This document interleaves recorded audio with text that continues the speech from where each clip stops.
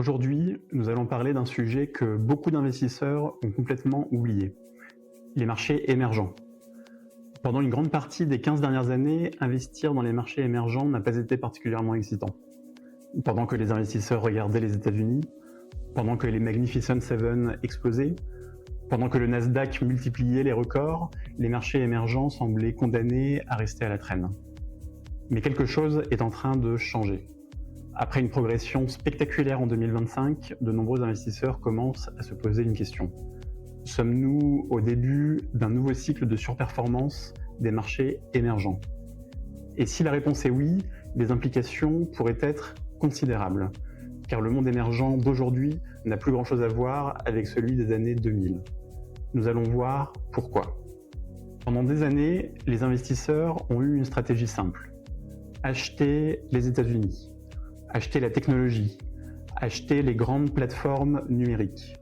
Et cette stratégie a fonctionné extraordinairement bien.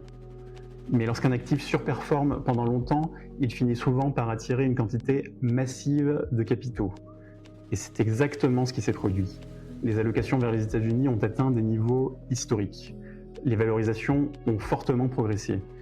Et dans le même temps, le reste du monde a été relativement délaissé. Aujourd'hui, plusieurs facteurs commencent à inverser cette dynamique. L'incertitude politique américaine, le ralentissement du dollar, le besoin de diversification et surtout l'amélioration structurelle de nombreuses économies émergentes.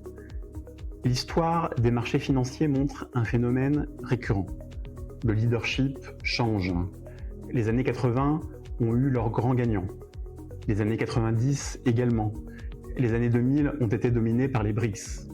Brésil, Russie, Inde, Chine.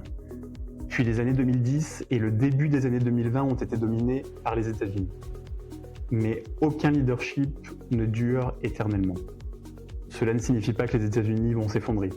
Cela signifie simplement que le reste du monde peut recommencer à participer à la création de richesses mondiales. Et c'est précisément ce que certains investisseurs commencent à anticiper. Lorsque beaucoup de gens pensent encore aux marchés émergents, ils imaginent des matières premières, du pétrole, des mines, des banques, des économies cycliques. Cette image est relativement juste au début des années 2000. À l'époque, l'énergie et les matières premières représentaient près d'un tiers de l'indice émergent. Aujourd'hui, la situation est radicalement différente. La technologie représente environ 40% de l'indice. 40%. Les matières premières et l'énergie sont tombées autour de 9%. C'est une transformation spectaculaire. Les marchés émergents ne sont plus principalement des producteurs de ressources. Ils deviennent des producteurs de technologie. Prenons un instant du recul. Où sont fabriquées les puces qui alimentent l'intelligence artificielle? En grande partie à TSMC. Où se trouvent certaines des plus grands fabricants d'électronique du monde? En Corée, à Taïwan, en Chine. Autrement dit, les marchés émergents ne participent plus seulement à la croissance technologique. Ils en sont devenus l'un des centres névralgiques. Même si l'IA ralentissait temporairement, cette transformation resterait structurelle. La technologie n'est plus un secteur parmi d'autres. Elle est devenue une composante fondamentale de ces économies. Une autre erreur fréquente consiste à considérer les marchés émergents comme une seule classe d'actifs. En réalité, ils sont de plus en plus diversifiés. L'Inde suit une trajectoire particulière, la Chine une autre, la Corée encore une autre. Le Moyen-Orient développe ses propres champions. La Pologne devient un acteur européen important. Le Brésil évolue différemment. Chaque pays suit désormais sa propre histoire. Et cette complexité crée davantage d'opportunités pour les investisseurs actifs. L'Inde est probablement le meilleur exemple de cette évolution. Sur le papier, l'histoire est parfaite. Population jeune, croissance forte, développement industriel, digitalisation, montée de la classe moyenne. Et pourtant, les performances boursières récentes ont été relativement décevantes. Pourquoi?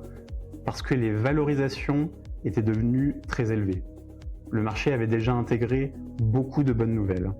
De plus, les investisseurs se sont concentrés sur l'intelligence artificielle. Et l'Inde est souvent perçue comme moins exposée directement à l'IA que Taïwan ou la Corée. Mais cela ne remet pas en cause sa trajectoire de long terme. L'Inde bénéficie d'un avantage rare, la démographie. Pendant que la plupart des grandes économies vieillissent, l'Inde continue d'ajouter des travailleurs et des consommateurs.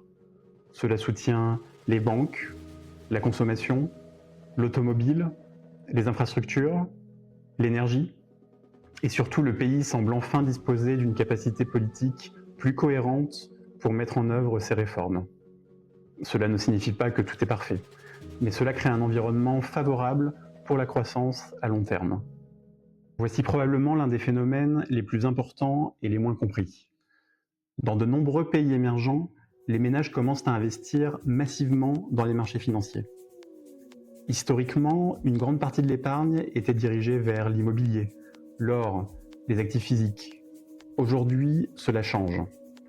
En Inde notamment, les investissements automatiques dans les fonds deviennent extrêmement populaires. Chaque mois, indépendamment des conditions de marché, des millions de personnes investissent systématiquement. Cela crée un flux structurel de capitaux vers les marchés, un phénomène extrêmement puissant. Pendant longtemps, les marchés émergents dépendaient fortement des capitaux étrangers. Lorsque les investisseurs occidentaux achetaient, les marchés montaient. Lorsqu'ils vendaient, les marchés chutaient. Aujourd'hui, cette dépendance diminue. Les gouvernements encouragent l'éducation financière. Les ménages investissent davantage. Les systèmes de retraite se développent. Les marchés deviennent plus autonomes. Cette évolution pourrait rendre les économies émergentes plus résilientes et moins dépendantes des cycles financiers internationaux. Parlons maintenant de la Chine. Peu de pays divisent autant les investisseurs. Il y a quelques années, beaucoup considéraient la Chine comme totalement ininvestissable. Aujourd'hui, certains la voient presque comme une valeur refuge. La réalité est probablement entre les deux. La Chine reste confrontée à des défis importants. Le marché immobilier, le ralentissement de la consommation, les tensions géopolitiques. Mais elle conserve également des atouts considérables. Une base industrielle immense, un niveau d'éducation élevé, une capacité d'investissement exceptionnelle et surtout une montée en gamme technologique très rapide. L'un des événements les plus marquants de 2025 a été l'émergence de DeepSeek. Pour beaucoup d'observateurs, ce fut un rappel brutal. La Chine reste capable d'innover à très haut niveau. Humanoïde, conduite autonome, automatisation, batterie, intelligence artificielle. La Chine continue d'investir massivement dans les technologies stratégiques. Et il serait probablement dangereux de sous-estimer cette capacité. Pendant certaines périodes, investir dans les marchés émergents était relativement simple. Il suffisait parfois d'acheter un ETF. Tout montait. Aujourd'hui, la situation est différente. Guerre, tarifs douaniers, tensions géopolitiques, différences économiques croissantes entre pays. L'écart entre les gagnants et les perdants devient plus important. Et cela favorise naturellement les investisseurs capables de sélectionner les bonnes entreprises. La qualité du stock picking devient centrale. Un autre phénomène intéressant apparaît. Dans un monde moins globalisé, les consommateurs se tournent davantage vers leurs propres entreprises, leurs propres marques, leurs propres plateformes, leurs propres champions technologiques. Cette dynamique peut favoriser des entreprises locales extrêmement puissantes. Comme nous l'avons déjà observé en Chine, comme nous le voyons en Inde et comme nous pourrions le voir dans d'autres économies émergentes. Pendant 15 ans, les marchés émergents ont vécu dans l'ombre des États-Unis. Mais le monde change. Les économies émergentes deviennent plus technologiques, plus sophistiquées, plus autonomes. Les ménages investissent davantage. Les marchés financiers se développent. Et la croissance économique mondiale provient désormais majoritairement des pays émergents. Cela ne signifie pas que tous les marchés émergents vont surperformer. Cela ne signifie pas que les États-Unis vont s'effondrer. Mais cela suggère qu'un nouveau cycle pourrait être en train de commencer. Un cycle dans lequel les investisseurs redécouvrent que l'innovation, la croissance et la création de richesses ne sont pas exclusivement américaines. Et si cette thèse se confirme, les 10 prochaines années pourraient être très différentes des 10 années précédentes. Merci de nous avoir écoutés. N'hésitez pas à vous abonner et nous nous retrouvons très rapidement sur Byzance.ai.